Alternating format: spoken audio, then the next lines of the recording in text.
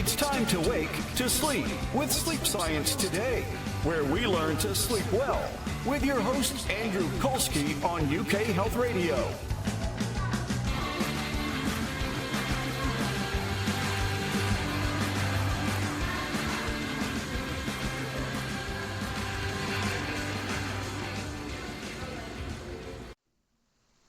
Welcome to another episode of Sleep Science Today. I'm your host, Andrew Colsky, and today we're going to be talking about narcolepsy.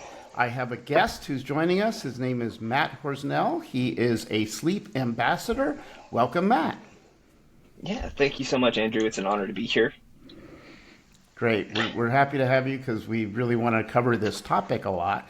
So a lot of questions to kind of get us started. I say that you're a sleep ambassador. Can you tell us what is that? What does a sleep ambassador do? Yeah. So that's a great question. A sleep ambassador is it's an extension of the work I started in narcolepsy advocacy.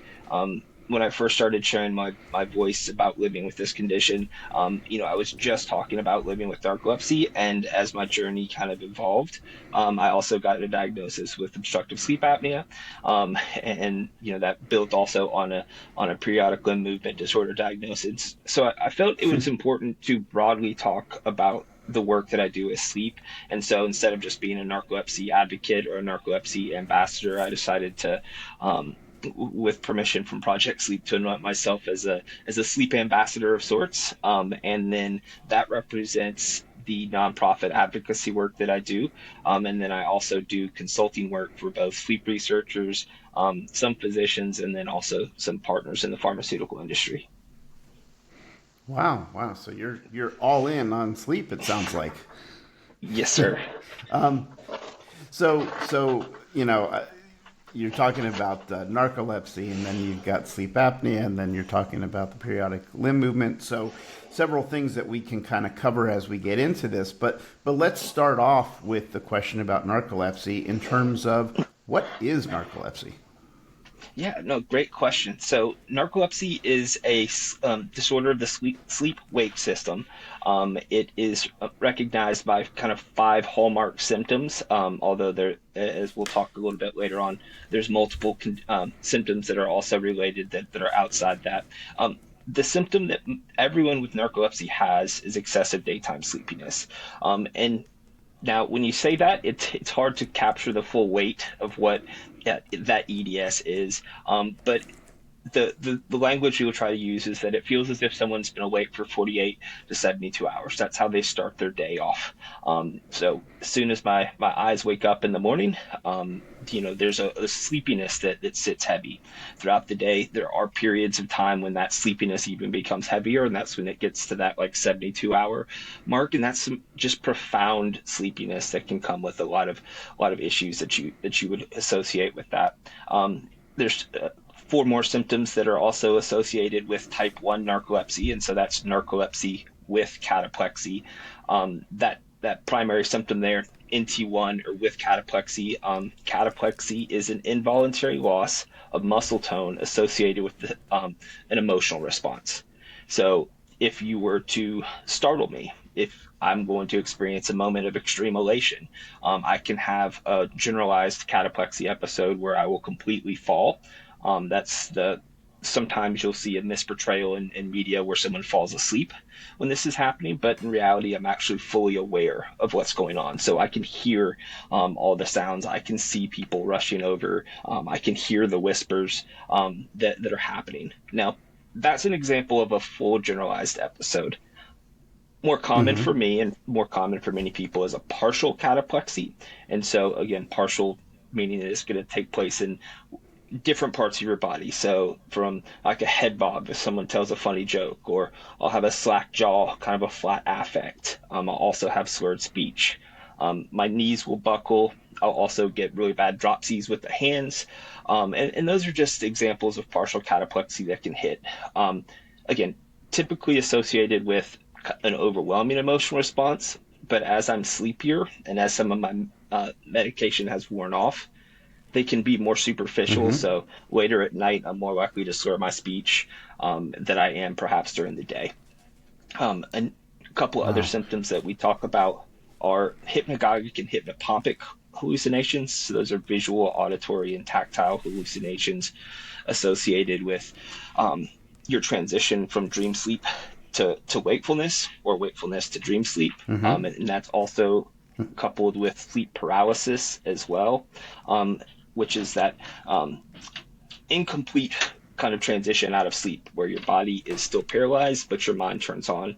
And then the final symptom that is associated with narcolepsy and the hallmark symptoms is disrupted nighttime sleep. And I feel like that's one that it's easy for people to misconstrue that symptom early on as perhaps insomnia, because to be honest, I don't know if I could give you a straight answer of insomnia versus disrupted nighttime sleep. The two are very similar, but that disrupted nighttime sleep is what fuels the excessive daytime sleepiness for many people. Wow, wow. So there's a lot of pieces to this. So let me get some clarification on a couple things. So Yeah. you were talking about cataplexy, where you may have partial or full. Is that how long does an episode normally last? If you lose Yeah. that muscle, tone. Yeah, so speaking in personally, and then also understanding kind of how it generally impacts people. So for me, cataplexy is fairly transient. In terms of speech, it can be seconds. I've had a few full body episodes. The the worst of them, and there's no best of them. Let me just start by saying that. But the worst of them Right. are typically going to be about 15 to 30 seconds. However, it feels much longer because again, you're trapped within your body. There is a very rare subset of cataplexy called status cataplecticus, which is recurrent bouts of cataplexy that can take place throughout the day. It's not necessarily just one single cataplexy. It's a kind of an ongoing issue. And again, those are more profound examples as well. Generally speaking, it would not be common to see a cataplexy episode last more than probably 60 seconds. But that's again, I'm sure there are some people who are experiencing some of the longer end of those. So then, am I correct that if we're talking about maybe a pretty serious case, that somebody with narcolepsy could have an episode of cataplexy, and it sounds like it could be kind of dangerous. You could fall and hit your head or something, right? Because you're not in control Yeah. of your muscle tone. Yeah, and I think Wow. even not even considering the worst of the cases, any kind of like a startle response, if I buckle, my risk of injury is somewhat low in terms of I'm not going to try to brace myself, and so you've got this kind of loose approach. It's not any rigidity, but the risk for a head injury is very real. If you fall in the wrong spot, you're going to potentially open yourself up to a concussion, and it can obviously get bad from there. My worst injury was I broke my leg in three places as I fell down some Ooh. steps, and it was my body weight collapsed on top of my leg. That was about 6 weeks after my narcolepsy diagnosis, and my first thing out of my doctor's mouth was, should we do a med adjustment here? Does this happen frequently? And fortunately, I've not had anything that severe since then, but it can happen. Wow, wow, that's really hard. So, is there any like warning that you have that you might be having a cataplectic episode? Some people have expressed that they feel almost a tinge of perhaps muscle tingling. For me, it's more or less the emotional weight.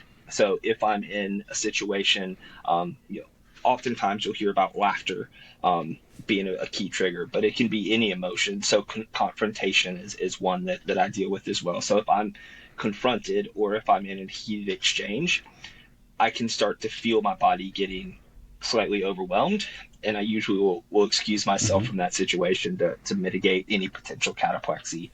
I also don't go to comedy clubs because the last time I did, my belly hurt so much from laughing, and I was just slumped over against the wall the entire time, really not able to fully enjoy the experience. So I think again, Right. if I know that the emotions are going to be heavy, I try to make sure that I've got a chair by myself near me, or that I'm in a position where I'm comfortable in case something like that is going to happen. Right, right. Wow. Okay. So then tell us in terms of uh, narcolepsy coming on. Is there a particular age that it normally comes on? Does it affect men or women differently? Can you give us a little bit more Yeah, detail about that? yeah. So great question. So there is a bimodal distribution in terms of the age of onset, but the largest peak of onset is in the late teens, early 20s. So you see the largest Hmm. spike of cases.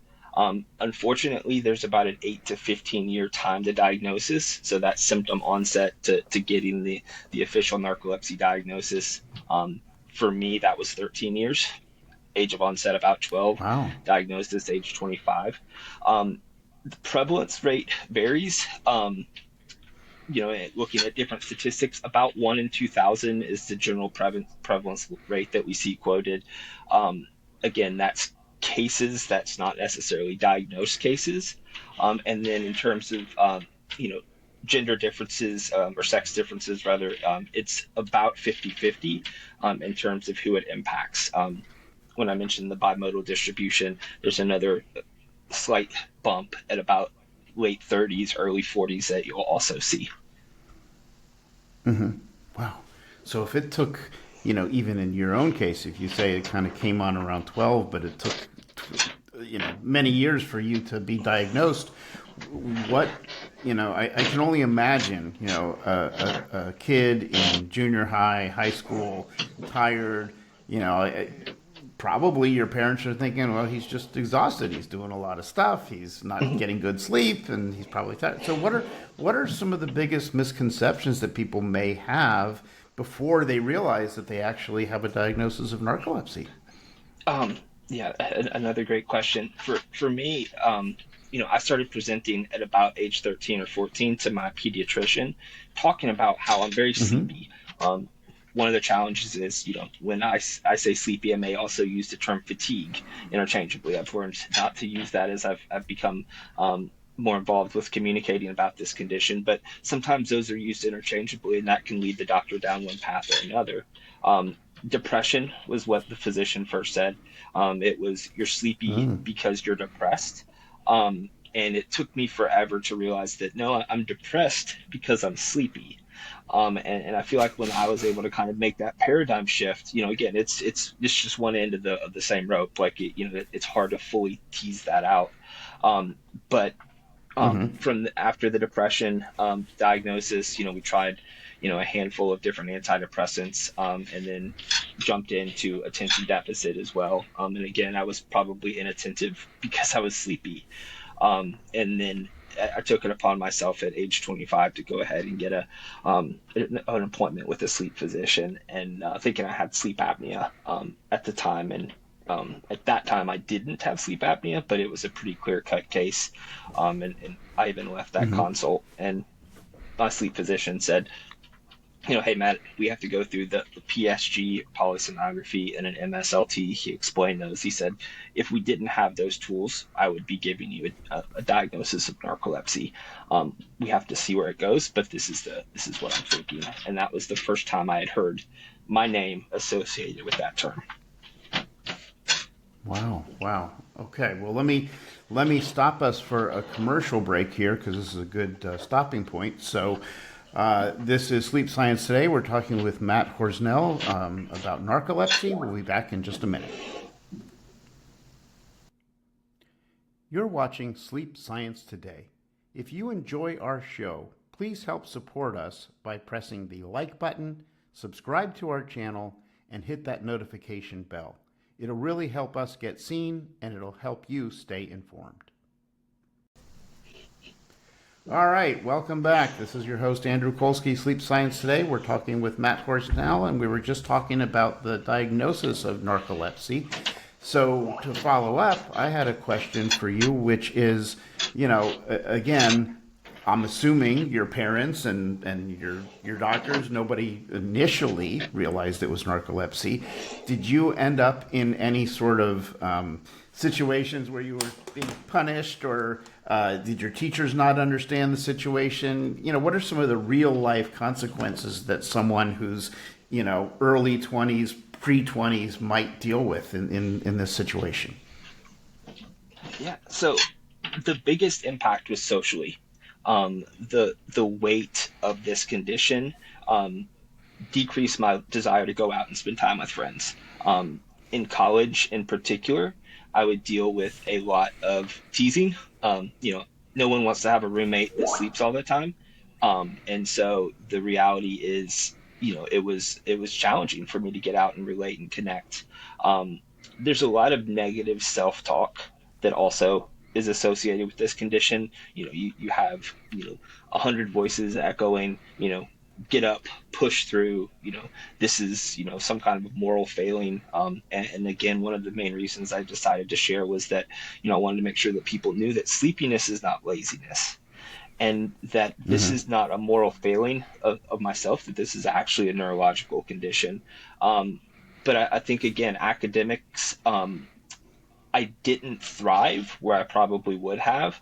I was a straight B student through high school, but basically I was sleeping, 2 or 3 classes a day. It wasn't until college that I started to get my footing in terms of learning how to strategically nap, in order to put myself in a position to succeed. But there's definitely academic considerations that people experience, social challenges, and then again, you open up your risk for ridicule if you're falling asleep in class. You get that moniker, the sleepy kid. And again, I didn't know I was any different. Other people were sleeping in class, but I didn't realize that they weren't going to bed at 8 o'clock on a given night. So it was hard for me to fully appreciate how different I was. Right, right. Wow. Okay, so you told us that at some point you finally went and you got some sleep tests to start figuring out what was going on. So let's assume we're at that stage where somebody is starting to kind of question for themselves whether something might be going on here that needs to be looked at. What types of things can be done to, recognize narcolepsy, diagnose narcolepsy, treat narcolepsy? Give us some background on what people can actually do about it. Yeah. So one of the challenges that I've learned, the more I've gotten involved in public speaking and advocacy, is that physicians, by and large, are only getting anywhere between 15 minutes to maybe 2 hours of training on sleep as a whole. So when you approach your physician's office, if they're not a specialist, they may only be able to speak in terms of generalities about sleep. Identify, you may need to make sure you're putting your phone away and make sure that you're getting consistent sleep. All great suggestions, but when you're dealing with a neurological disorder, it's that you can't adapt your way out of the condition. So I think Right. if you're in a position where you're looking for an answer, you think, hey, I'm sleeping, 12 hours on a given day, or, I'm sleeping the normal amount of time, 9 hours, but I'm still having to take multiple naps throughout the day.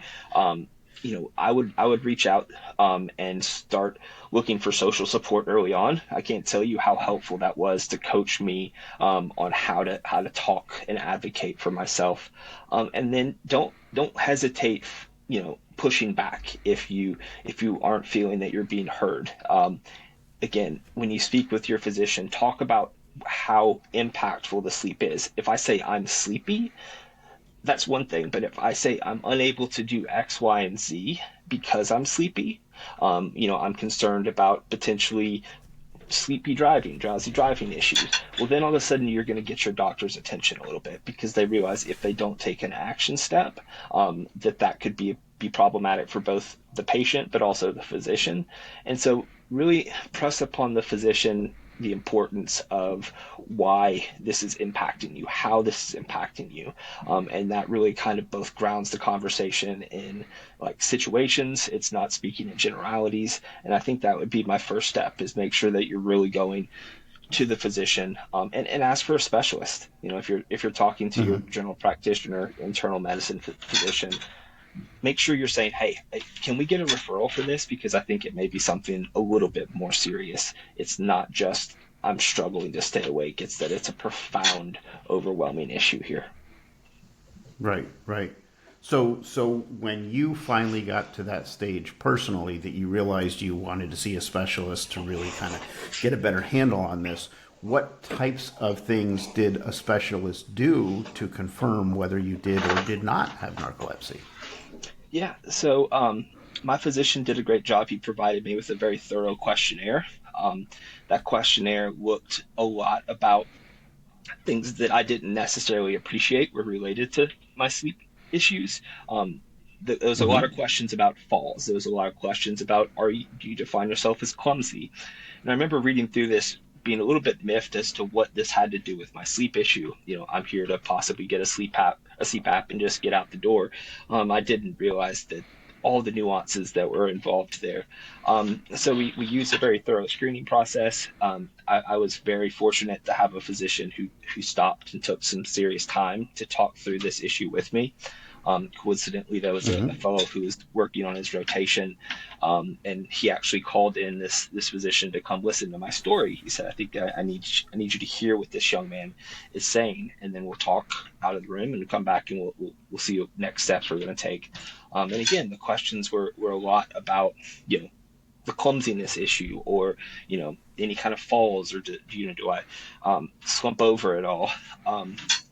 So again, it was he asked a lot of questions to really understand the condition better, or my symptoms better, how disabling were the sleep disorder symptoms, how many times was I napping, and really tried to get a full picture. And from there, it was, Mm-hmm. I checked all the boxes for a need. There's a test called the Epworth Sleepiness Scale, that if you go to a sleep physician, you'll be intimately aware of, that looks at situational sleepiness, and which, Right. again, I could have a whole episode about why that may be an imperfect tool.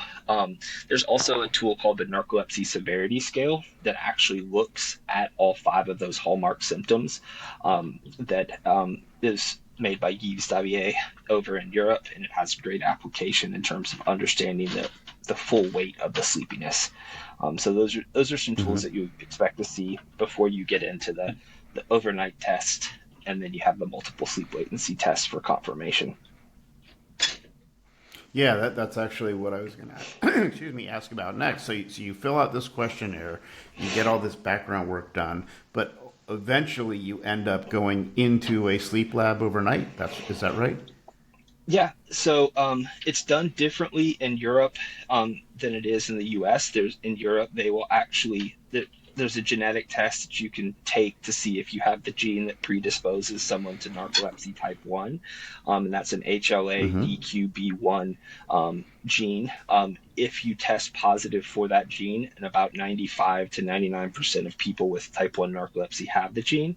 Unfortunately, about 25% of the population also has the gene, so it's not a direct association, but it's a strong indicator. They can also do a spinal Mm-hmm. tap. Over in Europe, it's fairly common, and they're checking for orexin levels in your CSF, and that actually is the neurotransmitter that has been found to be lacking. Orexin also goes by the name hypocretin.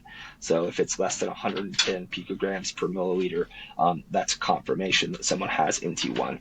In the United States, we focus on the MSLT. So after they've ruled out potential sleep apnea, you will have the next day, which is a multiple sleep latency test, which is a series of 5 naps spaced out about every 2 hours. And these naps are about 15 minutes. And what they're trying to do is make sure that you have a combined or averaged time to nap underneath 8 minutes, I believe is what timing is the average. Mm-hmm. Um, and then they're also checking to see if you go into REM sleep.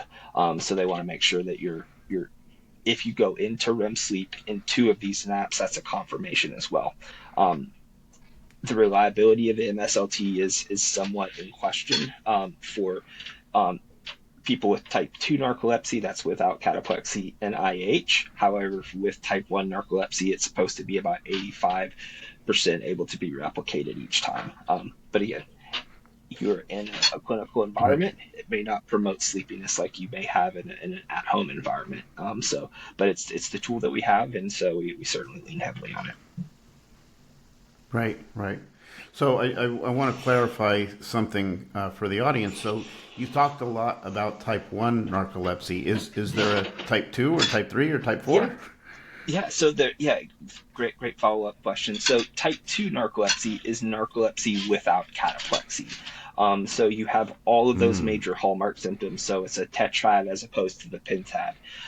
So you have everything except for the cataplexy. Um, Statistics vary if you look at insurance databases versus some of the research. It's usually believed to be about 75% of people with narcolepsy have type 1 narcolepsy. And one of the challenges with that is cataplexy is also a self-reported symptom. It's fairly challenging to provoke a cataplexy attack, in a laboratory setting. So it, if a physician doesn't see it and you are not talking about, you know, slurred speech or falls, they may not pick up on that cataplexy piece. So there's also sometimes a progression aspect. Someone may present with type 2 early on, only to realize that they have cataplexy a little bit later on and have a change in diagnosis. There is a sister condition, if you will, called idiopathic hypersomnia, which, as the name implies, it means you're really sleepy and we don't know why. And it also will test positive on the multiple sleep latency test. However, it will not show REM intrusion into your naps. So very similar condition that actually, in terms of the sleepiness, the symptoms do vary. There's a lot of nuances there, and but that can also be associated with long sleep time. So 11 plus hours of sleep per night, or what they call a normal sleep subtype, which is, again, 7 to 9 hours asleep as well. People with narcolepsy, especially when treated, generally have about the same volume of sleep as someone without narcolepsy. So it's the quality of sleep at night is so poor, and then the sleepiness throughout the day is really what stands out. Okay.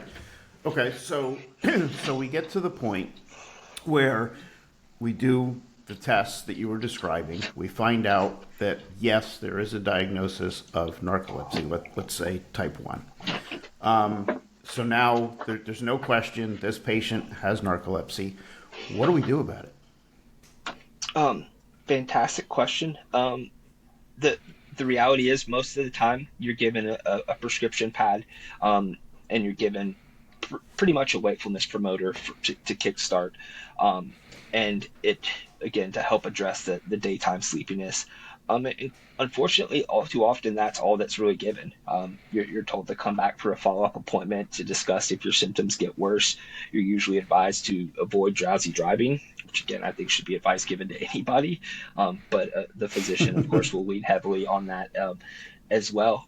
And then, you're off to come back for your follow-up. The reality is it does need to be a much more comprehensive, approach to treating this condition. And, I definitely would be love to share that with you kind of in detail as well coming up here.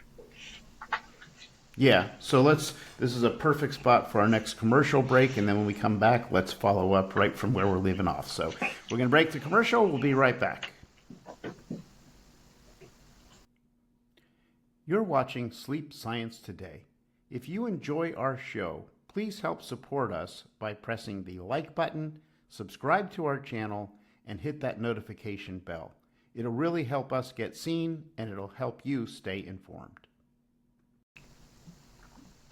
Okay, we're back with Sleep Science Today. We're talking narcolepsy.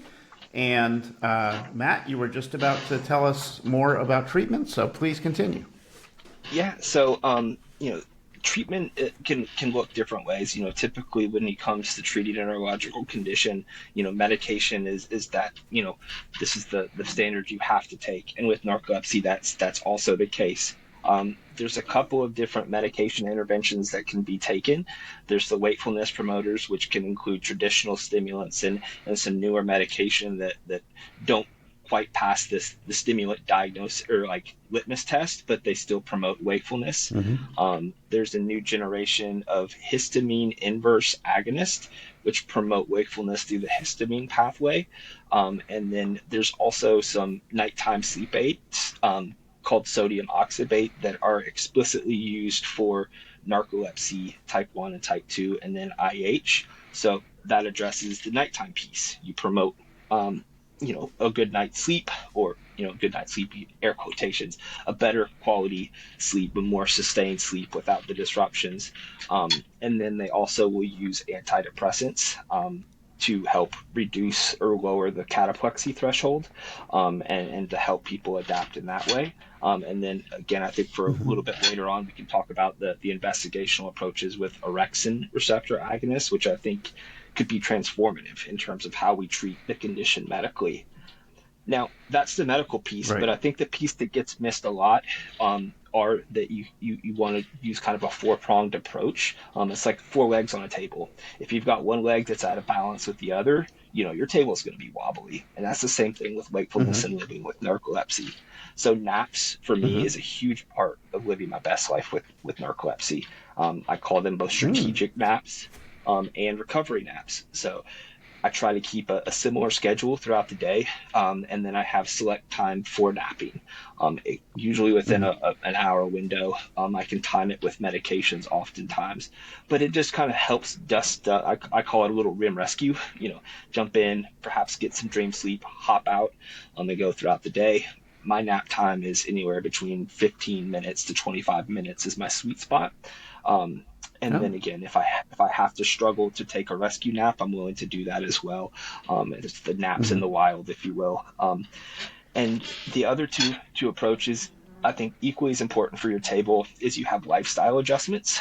So again, I've never really appreciated the term sleep hygiene because my sleep isn't dirty; it's just really poor quality. But the message behind sleep hygiene or sleep health, I think, is so important for us. Making sure that you have routine and structure and consistency, making sure that your bedroom, is designed for sleep and sex kind of as the two standalones. You're not sitting in bed, doomsday scrolling on your phone or watching television.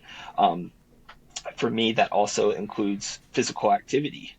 It can be a very big challenge for me to motivate myself to go work out. But the long-term benefits later on that day and throughout the week are big. Narcolepsy in particular is associated with a higher BMI. And while I hate that measurement for the sake of the conversation, it's important to note that we do have extra body weight, oftentimes because of that sedentary aspect of narcolepsy. So making sure that you're being physical active. Also associated with it is, some dietary components. So making sure that you're not just basically drinking sugary drinks all the time, because again, you've got the what goes up must come down approach with sugar. Although I will say that most PWN or people with narcolepsy do like to keep a little sugar stash to kind of help through some of the tough times. And then I think that the piece that has been so impactful for me is a behavioral intervention or social support. So I use those terms to consolidate kind of under one table leg. So talking with a therapist. I actually have a counseling appointment later today. I keep an appointment once every 2 to 3 weeks to just talk through what it's like to live with this condition. There's some great work, CBTH or CBT for hypersomnolence. There's also some mindfulness efforts that are underway, better understand how to live with this condition. Acceptance and commitment therapy has been a great tool for a lot of people. And then the piece that I think gave me so much joy early on and still does is small groups. So connecting with people who live with narcolepsy it's like a salve for my soul. It helps me realize that I'm not alone. It helps me give back. I can share the successes. I can share the misses on how I've lived with this condition. And again, if my voice can give anyone a sense of comfort or potentially reduce the time to diagnosis or help someone better appreciate what it's like to live a quality life with this condition, it makes those struggles worthwhile. And that's where I think social support can play an integral part. So again, you've got your medication treatments, your naps, your behavioral and social support, and then your lifestyle adjustments, and that's the best way to have your narcolepsy or sleep disorder table balanced. Right, right. Wow, that's great information for anyone who's dealing with that. So I want to get into a couple other things. We've got about 6 minutes left in our show, so I want to make sure we have time to get into this. Can you give us the benefit of your knowledge about, number one, what's in the works, what's coming down the pike in terms of treatment, and number two, about resources that might be available to people if they do need resources and help? Yeah, so I think the community's really excited about the orexin receptor agonist that are coming to potentially they're in clinical trials right now. There's one that's in a phase 3 trial. There's a total of 8 companies looking to develop an orexin receptor agonist. That much money coming in, it gives everybody a good appreciation that it should get across the finish line. The early results from some of these trials have shown perhaps a 3 times greater increase of treatment than any single monotherapy has been around. So we're talking like a reduction of Epworth 3 times greater than what's currently on the market today. So far, we don't know what that looks like in terms of how it impacts nighttime sleep, but we do know for daytime wakefulness issues, it will reduce your Epworth to actually sometimes below the normal. So you'll have an Epworth anywhere between, underneath 7. The average is 3 to 7, even for people without a sleep disorder. So transformative in terms of how it could potentially impact how we live with this condition. And so very excited about that. Wow. And another, to answer the other question there, in terms of resources, I always like to say, Yeah. if you think you have a sleep disorder, reach out both to your physician, make sure that you're asking your physician for these appointments. A tremendous resource is actually Project Sleep's Sleep Helpline. It's open throughout the day. You can reach out by web form, by email, by a phone call, and you get to connect with someone who's a trained sleep specialist that will help you connect with resources. It's not providing care, but it is providing you connections to care. So if you're looking for a list of physicians, if you're looking for a therapist in your area, if you're looking for groups, it basically combines the collective resources of Project Sleep and helps you get those answers. That also applies for So, any of the sleep disorders as well. well, let me ask you about the Project Sleep. Is there a website for Project Sleep? Yeah, so project-sleep.org is their website, and that would be kind of your one-stop shop to send you around to the different resources. Wakeupnarcolepsy.org also is a great resources for those online support groups. Those are the groups that provided me with such invaluable care. I facilitated those groups for 5 years, and again, I've made some huge friendships through there. So that would be another resource that I would look at. And the helpline is available through Project Sleep's website as well. Okay. Now, you and I are both in the U.S.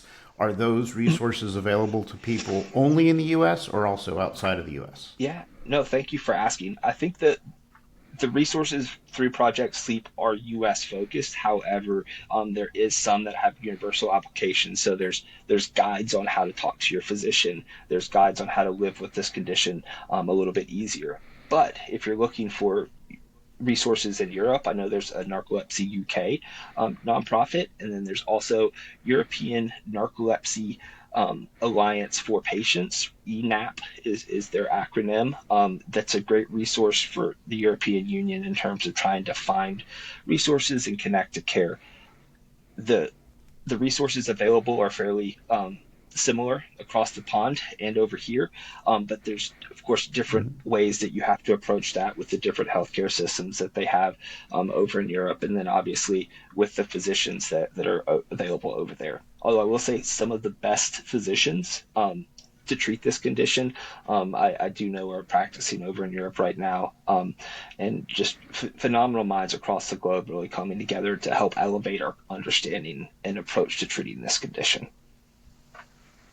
Fantastic. Thank you for that. So we've got just a little over a minute, and I do want to get an opportunity for you to at least share with us. I know you recently went to the White House in the U.S. to talk about sleep health equity. Can you give us just a quick snippet on that? Yeah, I'll give you the quick version here. So, this past November, we had a chance to go to the White House and meet with representatives across multiple executive organizations, and we talked about sleep health equity, the challenges of accessing care provided an unbalanced burden on certain populations in the U.S. And so I was honored to speak from a place of the challenges that I'd seen from a socioeconomic perspective, difficulty obtaining the care, transportation to appointments. And it was great to feel heard. I love legislative advocacy, and this was a way to take that conversation to the next level and get into the executive branch. And, we had a warm welcome, and I thought it was a great conversation. It wasn't just myself, it was multiple leading experts as well. A nice little round table of sleep brilliance, if you will. Right. Wow. Well, I mean, it's nice that there's obviously attention being paid to these types of issues. And like you shared, and I wish we had time to get into all of it, we don't, but, we just talked about narcolepsy, but you alluded to the sleep apnea element and so many other sleep disorders that are out there and probably not known well by many doctors because they just don't have the training in school. It's not that they're bad doctors, they just aren't exposed to it, so they can't know what they don't know. Exactly. But we're out of time for today. So this is Andrew Colsky with Sleep Science Today. I want to thank you all for joining us and learning about different sleep issues. Please feel free to check out other episodes and check out our website at sleepsciencetoday.com, where you can sign up for our newsletter and special information. We also can check out our YouTube channel and actually see the conversation as opposed to just hearing it. So, Matt, thank you for your time. I appreciate you joining us, and I wish you the best. Thank you so much. It's a pleasure.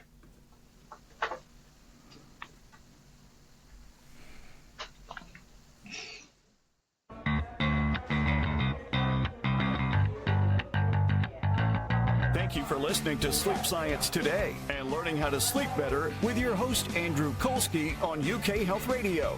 For more information on how you can achieve better sleep, go to sleepsciencetoday.com.